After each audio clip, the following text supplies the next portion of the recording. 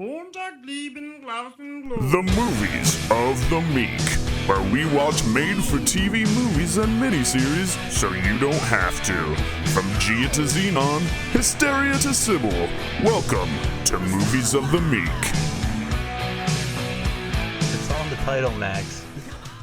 It's a Def Leppard story. Oh. I thought you were like, it's all in the title, Max. Hysteria. Which is their fourth album. So this movie takes us to the humble beginnings of the band Def Leppard. Before they were called Def Leppard, I believe they were called Atomic something. Atomic Blast. Atomic Blast. And then it takes us through their next four albums. The Rick Allen, the drummer's car accident in which he loses his arm, and Steve, the guitar player's battle with alcoholism and I guess other drugs. Yeah. And that's pretty much it. It's literally like broken up by album. Yeah. It's pretty repetitive actually. It's like so that you have like the early years where they're playing their high school or a high school. I think that was their high school. Well, I want to think that's their high school. It was hard to tell because they look like they're 40 at the beginning. There's also and their parents are there like cheering them on. I'm like, so their parents are there cheering them up, but the one thing that I was thinking of was that okay, so they are in high school. I think that is them in high school, and they have to be young, like maybe seniors in high school. But yeah, and the one guy goes,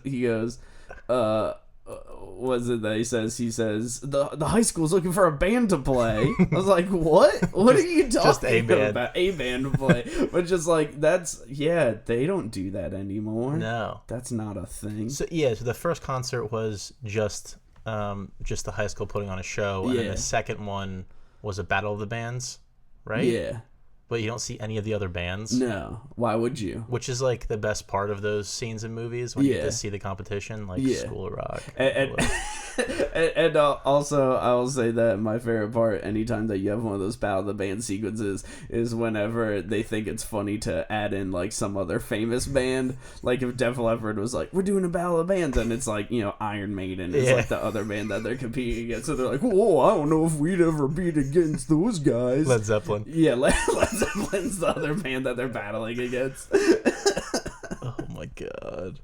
So we should talk a little bit about how the band's formed. I thought that was kind of funny. So the lead singer, do you know any of their names? I only know Steve, and Steve's a guitar player, and then Rick. The only one that I know is Phil Collins. But he's later. He isn't coming in for another couple of years.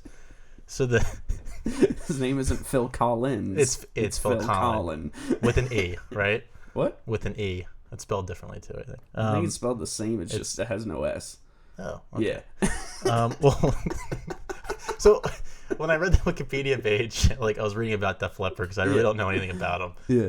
I thought it was Phil Collins in the band. I was like, whoa, he's in Def Leppard. I had no idea. Different guy. Yeah. Okay. Yeah. So the lead singer, he essentially just has like a fake band, right? Yeah. It's like him, and then he has like he plays a little bit of guitar and he sings.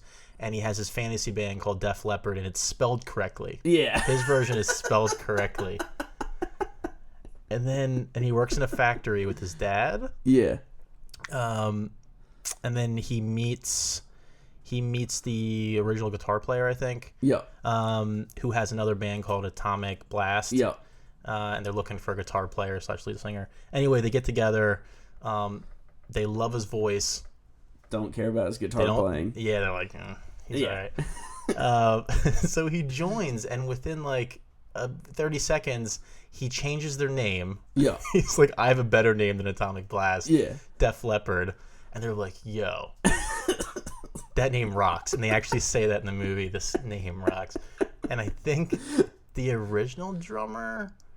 He goes up to the post. He has like a poster, like a school. Yeah, like he did it for school. He has like a poster board. Yeah, his little collage. Collage of like his fantasy band, and he goes over and he like erases the A from Def. Oh, it's so good. They're like, that's what he's. That's why he's in the band, because he's really good with words. He's really good with erasing dumb shit. Yeah, that part's amazing. And then Def Leppard's born. Yeah, and then Def Leppard is born. And then, unfortunately, you know, that drummer, he leaves because he's in love, you know, and so he... And they practice too much? They practice too much, and he never gets to see his mate. Boy. And yeah, and so he decides to leave the band. With this movie, it's so much... It's like someone read an autobiography of Def Leppard and then just took a bunch of cliff notes, and then this is the scriptwriter reading only the cliff note version and being like, okay, so like this guy has problems with his dad, he should only talk about his dad. This guy really thinks they need to practice all the time because he feels that he's not good enough and he doesn't deserve anything he wants, so he should just always focus on that. This guitar player, he really likes to party. We should just have him be partying constantly. You know, and that's the one guitar player, when, you know, they decide to kick him out during the audition process for the drummer, which I guess they only auditioned one drummer. During the audition process for the fucking drummer, he's lighting his farts on fire, and that's just the epitome of what this movie is just literally whatever their character trait is, that is all that they are. There's no layers to anyone. It's just this person parties. Here he is wearing scuba gear at the airport.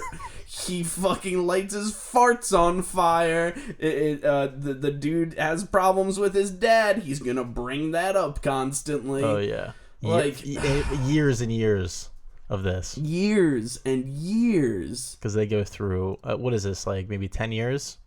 80... It's 7 years, and then they practice. Right, Hysteria is 87, right? Yeah, I looked it up. Yeah, so and they practice for 9 months before they play their first show. For the high school show. And that was my joke. I was like, it's like they're having a baby, and it literally is like that because they go through all the emotions of like, I'm afraid of whether or not we'll be good enough. And then once again, the singer's like, we're shit. We're fucking terrible. That's garbage. He's and then the guy that also, you know, Steve, the alcoholic, that has daddy issues, you know, the entire time he's writing all these riffs, and he's like, these are fucking garbage. I'm a piece of shit. If you guys fire me, like, I get it. I'm the worst. I get it. And it's just like, this was after they became rich and famous. Yeah, that's like they were on top of the world, and he's like, I'm not good enough. He's not only helping write the riff for Pour Some Sugar on Me, but he fucking writes a better version of that riff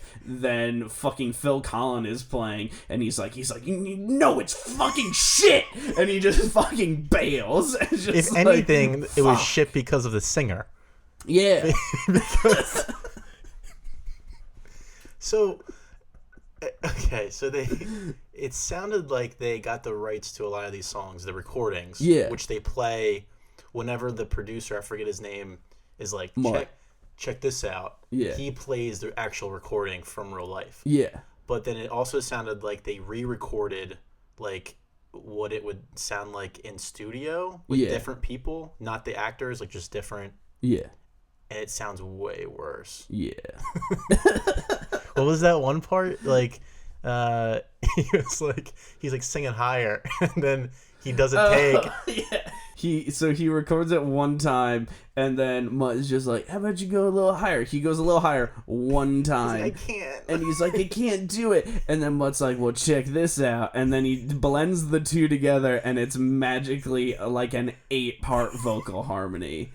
And they're like, oh, that's why this guy's good. Which I will say, historically speaking, no one understands how to record the Def Leppard vocal style. Like, he's the only guy that knows how to do that. Really? And, like, that is one of the things that people say, and one of the things that's brought up in the movie is that, you know, the guitarist sees a review and he's like, see, we're still shit, we're still the worst band of all time, and he slams a review down because the review says that if it weren't for the producer, no one would listen to them, and if it weren't for the producer, the album wouldn't be any good. And it is kind of true. Like, that dude did create that vocal style for them, and it did make them insanely popular. Because their early stuff wasn't anything special.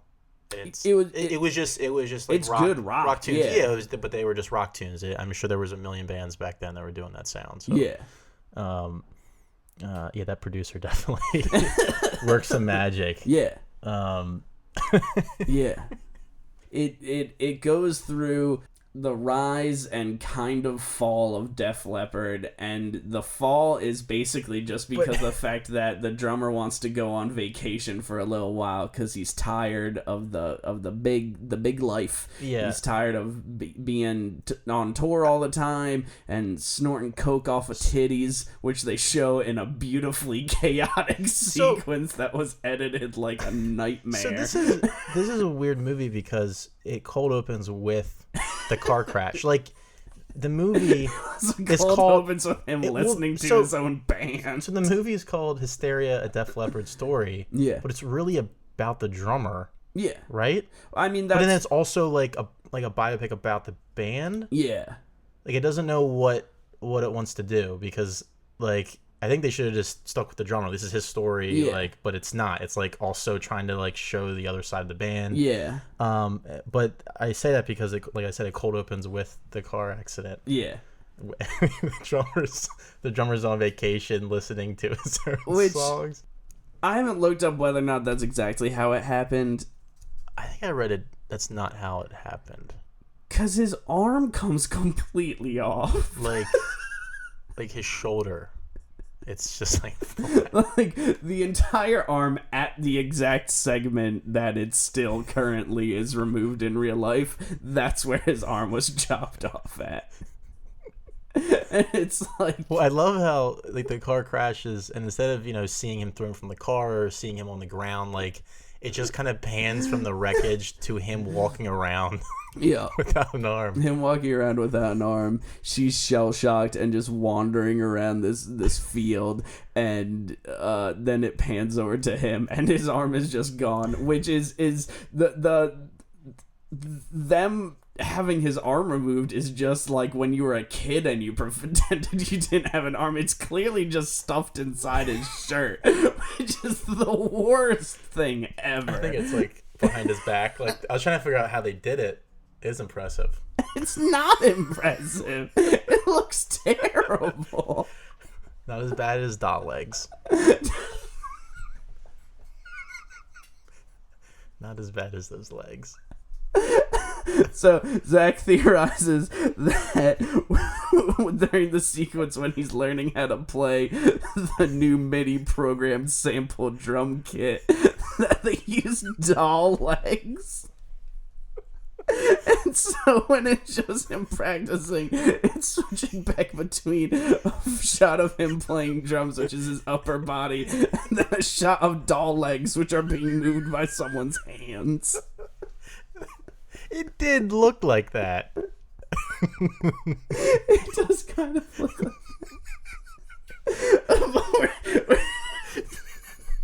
We could end it there, I think. We're getting a little sidetracked.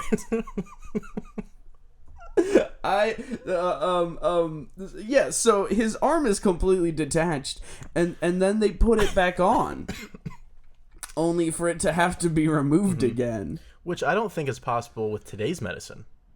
To have to reattach an arm, like I don't think that arm would ever move again. Like they may be able to reattach it and it can live on his body, but yeah, I don't think they would have tried to attach it. No.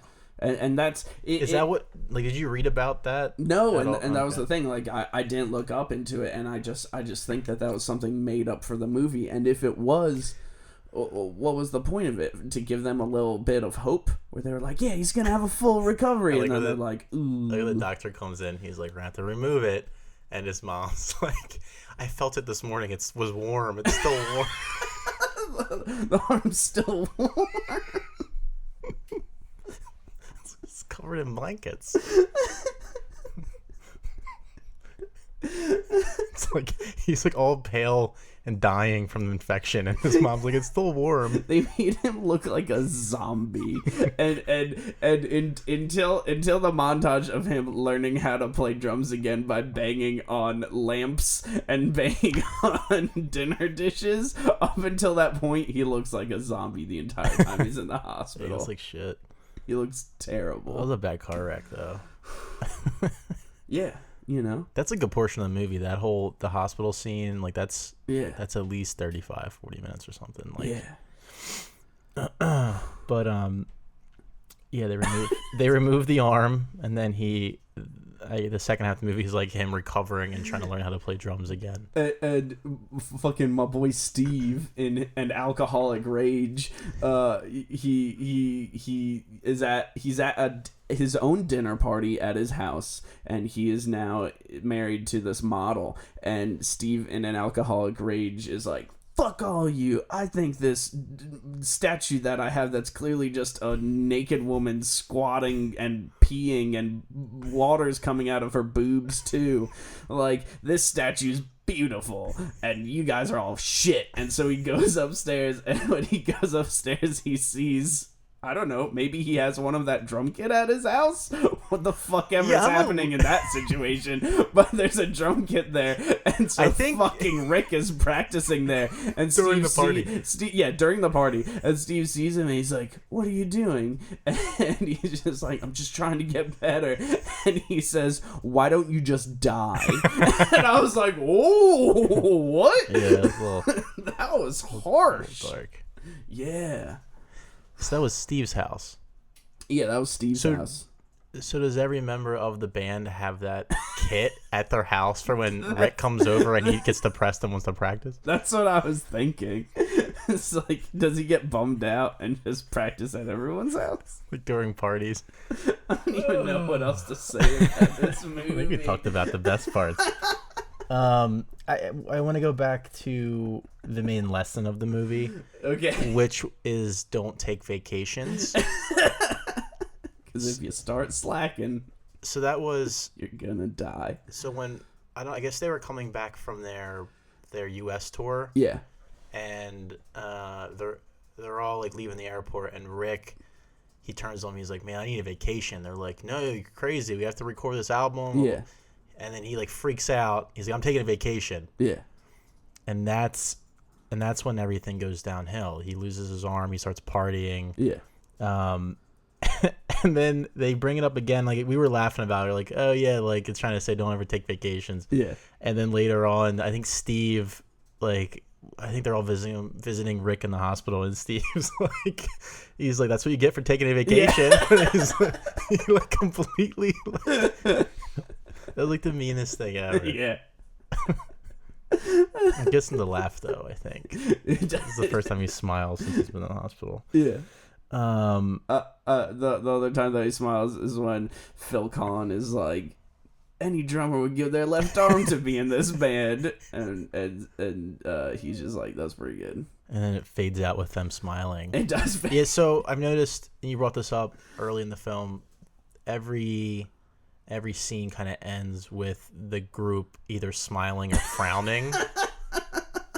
And then that's obviously a commercial break. Yeah. So they would end like they're happy, or they would end like, oh man, this is sad, like something's about to happen.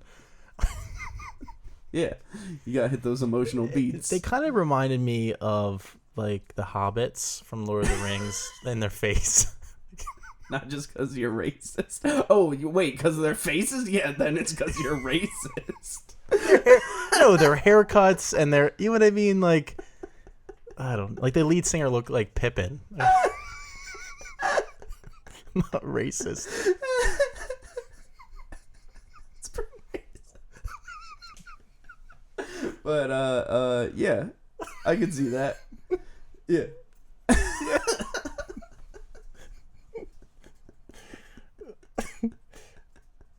I also liked when they're finally experiencing what it's like to be famous, and they're finally getting their taste of fame, and they're backstage. I don't know where they're going, because it kind of seems like they're headed to a dressing room.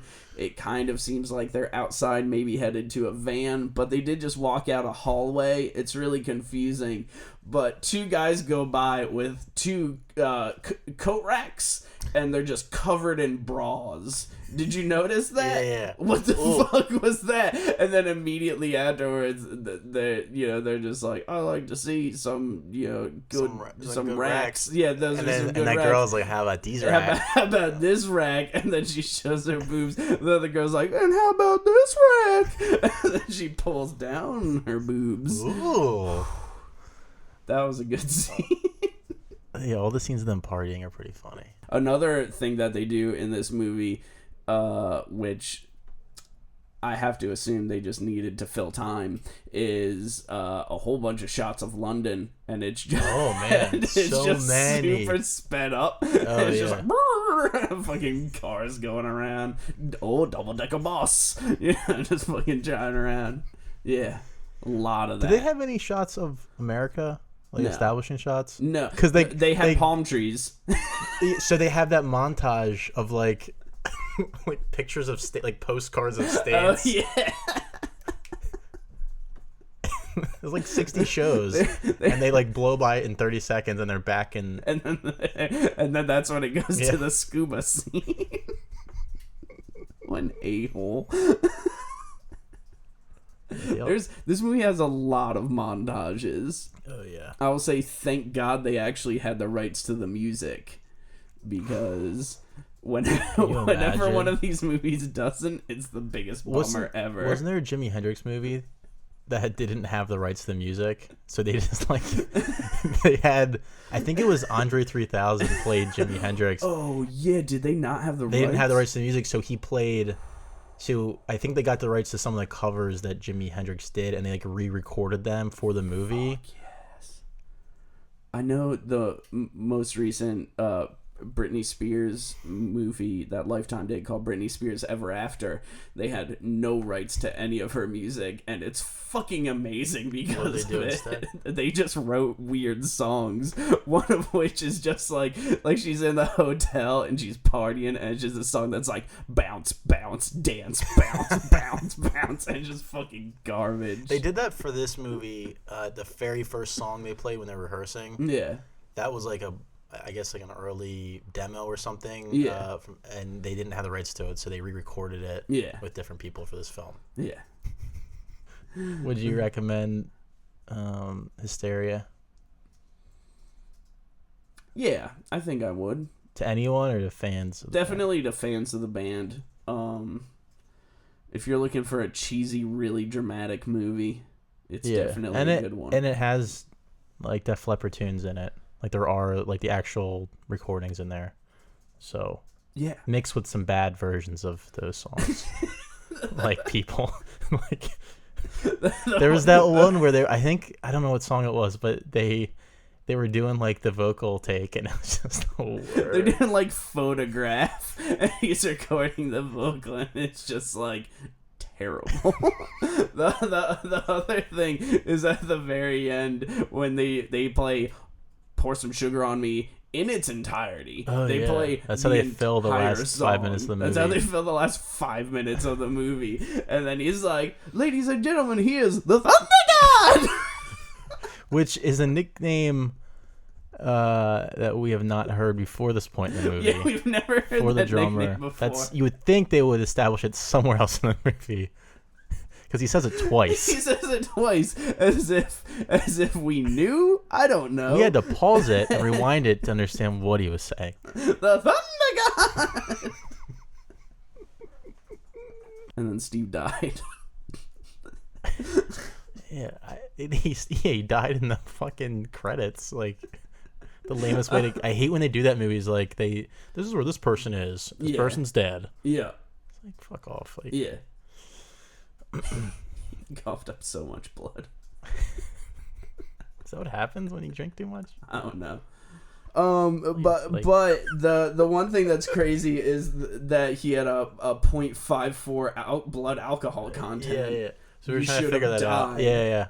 And they made a point to say that John Bonham had a 0.42. Yeah, when he and died. John Bonham, hello, like yeah, he was a big drinker. Yeah, that's crazy. Yeah, he should have died, but yeah, he did just later. Yeah, 5 years. He lasted a while.